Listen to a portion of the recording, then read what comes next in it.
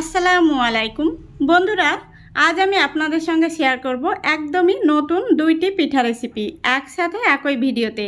এই পিঠাগুলো দেখতে যেমন সুন্দর, খেতেও হয় অসম্ভব মজার। তো আশা করছি আজকের এই রেসিপিগুলো আপনাদের ভীষণ ভালো লাগবে। তো প্রথম থেকে শেষ পর্যন্ত দেখার অনুরোধ রইল। প্রথমেই বানাবো ফুল সুন্দরী পিঠা বা সিরিজ পিঠা। তো চলুন শুরু করা যাক। দেখুন, এখানে আমি আতপ চাল ভিজিয়ে রেখেছিলাম 12 ঘন্টার মতো, আর ওজন হচ্ছে প্রায় 300 গ্রাম। তো দেখুন কত সুন্দরভাবে চালগুলো ভিজে গেছে। এই দেখুন, হাতের মধ্যে নিয়ে কচলালে কিন্তু গুঁড়ো গুঁড়ো হয়ে যাচ্ছে। এখন আমি এই চালগুলোকে সিল্কিতে বেটে নেব। বেটে নেওয়ার পরে আমি আপনাদের দেখাচ্ছি। তো দেখুন বন্ধুরা, চালগুলো আমি বেটে নিয়েছি। এখন আমি কিছুটা পরিমাণে একটি প্লেটের মধ্যে নিয়ে নিচ্ছি। তো এইভাবে আমি কয়েকটি ভাগে ভাগ করে নেব। এবার আমি ফুড কালার অ্যাড করে দেব। তো এখানে আমি অরেঞ্জ ফুড কালার দিয়ে দিচ্ছি। ফুড কালারটা দেওয়ার পরে আমি খুব ভালো করে হাত দিয়ে মিশিয়ে নেব। তো বন্ধুরা, এই পিঠাগুলো কিন্তু বানাতেও বেশ ভালোই লাগে আর খেতেও হয় অসম্ভব মজার। আপনারা একবার হলেও বানিয়ে দেখবেন। দেখুন, আমি কালারটা খুব সুন্দরভাবে মিশিয়ে নিয়েছি, আর একইভাবে আমি আরও কয়েকটি কালার মিশিয়ে নিয়েছি। এখন আমি পিঠাগুলো তৈরি করে নেব। তো এখানে দেখুন, আমি কলা পাতা নিয়েছি, আর কলা পাতাগুলো আগে থেকে ধুয়ে পরিষ্কার করে জলটা আমি শুকিয়ে নিয়েছি। এখন আমি নিয়ে নিচ্ছি একটি সিরিজ। এবার আমি সিরিজের মধ্যে এই মিশ্রণটি ঢুকিয়ে নেব। তো দেখতেই পাচ্ছেন আমি কিভাবে সিরিজের মধ্যে মিশ্রণটি ঢুকিয়ে নিচ্ছি। এখন আমি পিঠাগুলো আপনাদের তৈরি করে দেখিয়ে দেব। দেখুন আমি কিভাবে কলা পাতার উপরে পিঠাগুলো বানিয়ে নিচ্ছি। এগুলোকে আপনারা সিরিজ পিঠাও বলতে পারেন অথবা ফুল পিঠাও বলতে পারেন। এই পিঠাগুলো বানাতে বেশ ভালোই লাগে আর দেখতেও কিন্তু ভীষণ সুন্দর হয়। একইভাবে আমি সবগুলো পিঠা তৈরি করে নেব।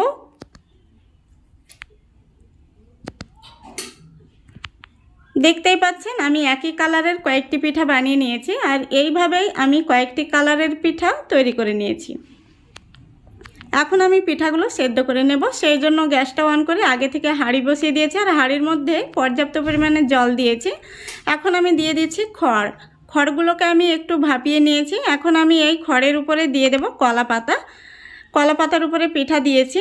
এখন আমি ঢাকা দিয়ে রেখে দেব 2 মিনিটের মতো। এই পিঠাগুলো সেদ্ধ হতে খুব বেশি সময় লাগে না।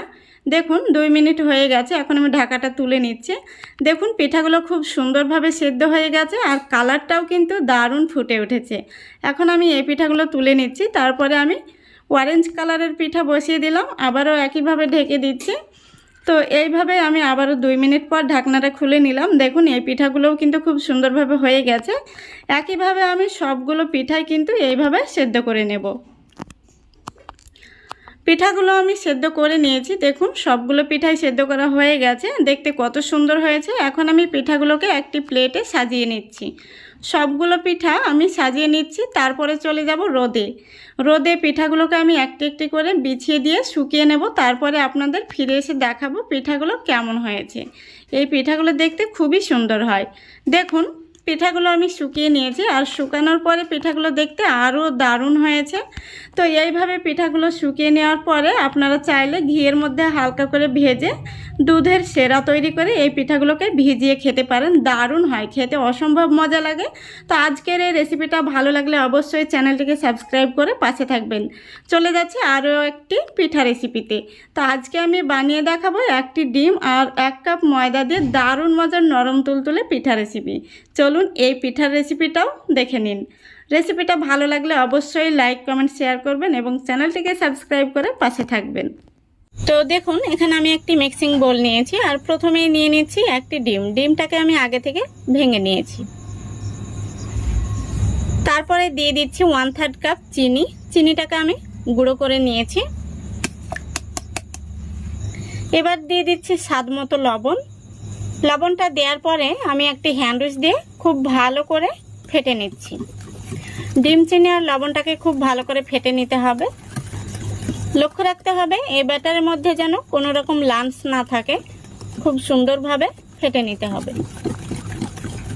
দেখতেই পাচ্ছেন আমি খুব সুন্দরভাবে ফেটে নিয়েছি, আর কালারটাও কিন্তু অনেকটাই চেঞ্জ হয়ে গেছে। এখন আমি এর মধ্যে দিয়ে দিচ্ছি 2 থেকে 3 ফোঁটা ভ্যানিলা এসেন্স। আপনাদের হাতের কাছে ভ্যানিলা এসেন্স না থাকলে আপনারা সামান্য পরিমাণে এলাচের গুঁড়ো দিয়ে দেবেন, এতে করে ডিমের কাঁচা গন্ধটা চলে যাবে।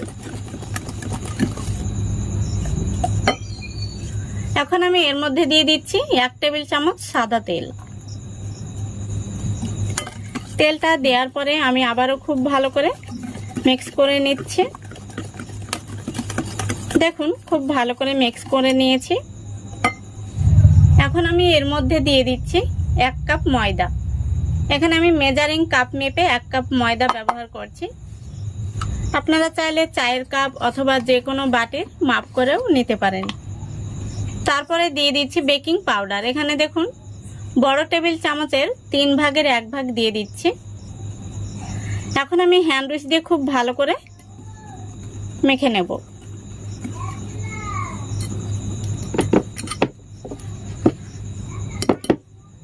এখন আমি হ্যান্ড উইচটা তুলে নেব।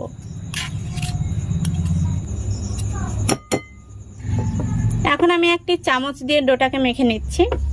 আপনারা চাইলে হাত দিয়েও মেখে নিতে পারেন।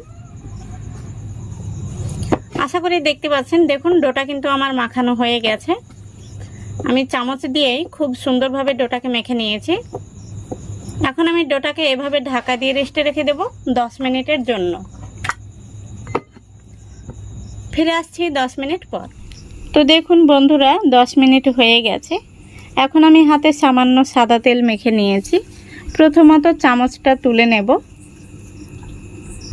তারপরে আমি পিঠাগুলো তৈরি করে নেব। তো দেখুন আমি কিছুটা মিশ্রণ হাতের মধ্যে নিয়েছি।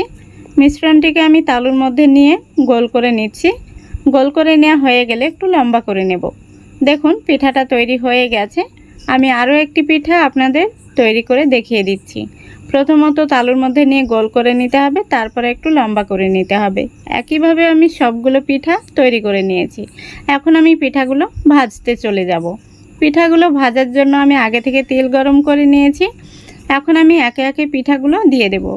তো যতটা পরিমাণে পিঠাগুলো কড়াইতে ধরবে ততটা পরিমাণে পিঠাগুলো দিয়ে দিতে হবে। তো আমি সবগুলো পিঠা দিয়ে দিয়েছি।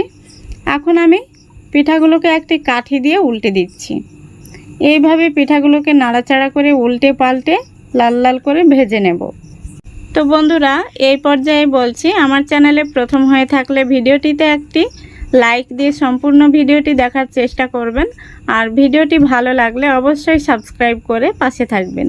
তো দেখুন পিঠাগুলোকে আমি লাল লাল করে ভেজে নিয়েছি।